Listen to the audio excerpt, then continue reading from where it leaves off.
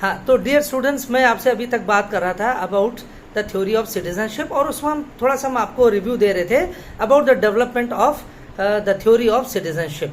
Citizenship क्या थी, प्राचीन समय में क्या था, मध्यकाल में क्या था, और अब हम आधुनिक समय के बारे में आपसे बात करेंगे। लेकिन अभी जो पिछले वीडियो में आपने सुन रहे थे लॉक के बारे में, वो बात वहीं अधूरी रह गई थी, वीडियो डिस्कनेक्ट हो गया था। तो मैं आपको ये बता रहा था कि Locke is considered to be as the father of modern liberalism, और इसलिए क्योंकि उसने ही spoke about the 3 natural rights, that is the right to life, liberty and property. और लॉक ने कहा कि these are 3 most important rights which an individual is born with. These are inborn rights and no government, no state can take away these rights of the people.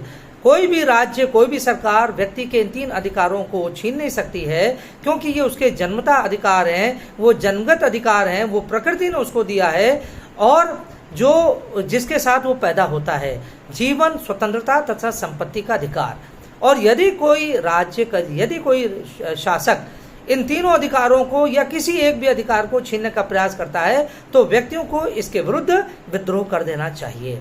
और देखिए, ये जो lock ने जो अपने विचार व्यक्त किए, बहुत महत्वपूर्ण विचार थे, जो जिसको बाद में अमेरिकन रिवॉल्यूशन जो हुआ था 1776 में, और उसके बाद जो फ्रेंच रिवॉल्यूशन हुआ था 1789 में, दोनों क्रांतियों के द्वारा, यानी अमेरिकी क्रांति और फ्रांस की राजक्रांति, इन दोनों क्रांतियों ने इस लॉक के विचारों को अपना आधारभूत आप कह लीजिए कि केंद्र माना। हालांकि अमेरिकन रेवोल्यूशन ने तो लॉक के विचारों को बहुत प्राथमिकता दिया, जो आइडिया ऑफ नेचुरल राइट्स था। फ्रेंच रेवोल्यूशन में भी अधिकार, यही लॉक को बड़ा महत्व दिया गया, लेकिन उसमें साथ साथ रूसों के द्वारा जो विचार व्यक्त किए गए थे, लिबर्टी, इक्वालिटी, फ्रेटर्निटी, उसको बहुत ज्यादा महत्व दिया फ्रेंच रेवोल्यूशन ने। तो जो अमेरिकन रेवोल्यूशन था, it gave lot of primacy to the Locke's concept of natural rights, whereas the French Revolution gave importance to the French philosopher, that is Rousseau's idea of liberty, equality and fraternity. लेकिन दोनों प्रकार के जो विचार थे, चाहे वो John Locke के द्वारा दिया गया हो, चाहे रूसो द्वारा, ये आधुनिक जो नागरिकता का जो सिद्धांत है, इसको फ्रेम करने में बहुत बड़ा योगदान आता है सामने। क्योंकि जब हम बात करते हैं नागरिकता के बारे में, हमने शुरू में पिछले वीडियो में मैंने स्पष्ट किया था कि नागरिकता का तात्पर्य है बेसिकली कि it is a system of relationship between an individual and the state, और जैसा राज्य होगा वैसे ही व्यक्तियों के अधिकार भी होंगे। If the state is very liberal, if the state is welfare oriented, it will grant number of rights to the people, है ना। राज्य अगर कल्याणकारी है, राज्य अगर कोई प्रगतिवादी है, तो वो व्यक्तियों को बहुत सारे अधिकार देगा।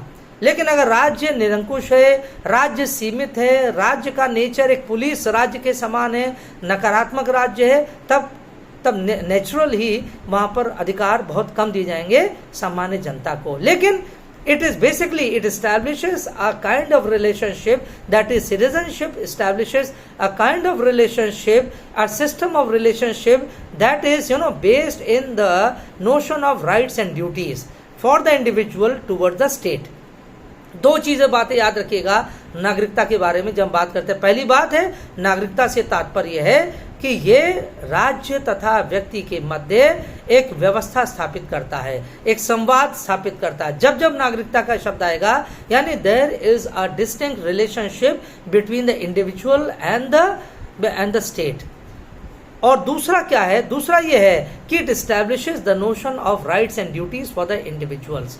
अगर लिबरल वेलफेयर स्टेट होगा, डेमोक्रेटिक स्टेट होगा, तो वो राइट्स को काफी प्रमोट करेगा, जनता को बहुत सारे अधिकार देगा, है ना। और लेकिन और साथ साथ वही राज्य व्यक्ति से कुछ अपेक्षा भी करेगा, वो दायित्वों को पूर्ण करे, राज्य के नियमों कानूनों का पालन करे वो व्यक्ति। तो इसलिए क्या गया, it is a system of rights and duties that comes into existence as soon as the notion of citizen and citizenship arises, है ना। तो राइट्स एंड ड्यूटीज का जो नोशन है, ये नागरिक और नागरिकता के संबंधों के साथ आरंभ हो जाता है। ठीक, तो ये बात इंपॉर्टेंट है। तीसरी बात ये इंपॉर्टेंट है, देखिए अभी तक हमने जितना आपसे नागरिकता के विषय में बात किया है, आपने ये देखा होगा कि हमने अधिकांश बात वेस्टर्न सोसाइटीज़ के बारे में किया है कि अर्थात जो नागरिकता का जो विषय था ये मूल रूप से पाश्चात्य देशों के संदर्भ में ही कहा जाता है।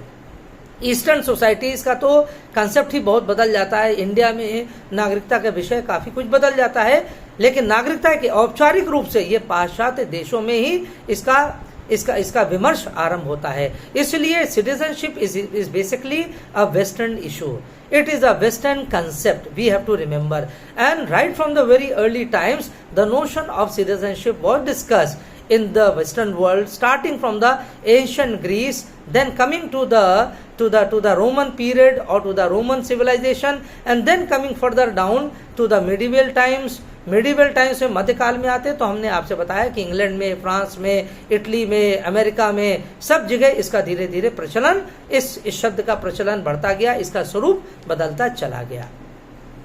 तो ये बातें अभी तक थी जो उसका हिस्टोरिकल डेवलपमेंट के विषय में थी, इसका नॉमेनक्लेचर के बारे में था।